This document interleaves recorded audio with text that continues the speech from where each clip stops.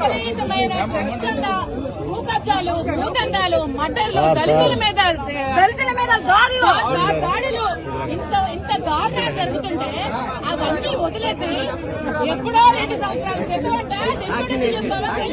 ఏమన్నారట, ప్రశ్నించారట.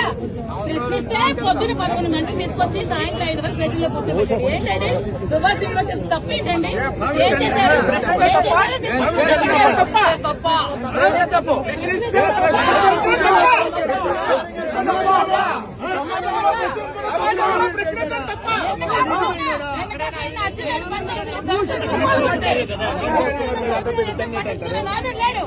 అనవసరంగా 2 సంవత్సరాల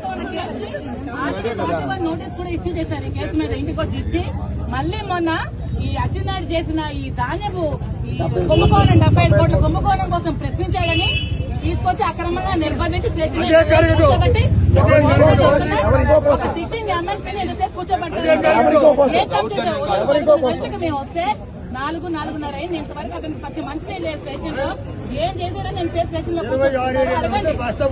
ప్రజలారా అర్థం చేసుకోండి. కూటమి ప్రభుత్వంలో ఒక ఎమ్మెల్సీకి రక్షణ కరువైతే సామాన్య మానవుడి పరిస్థితి ఏంటి? సామాన్య మానవుడు ఎలా బతుకుతాడో చూసుకోండి.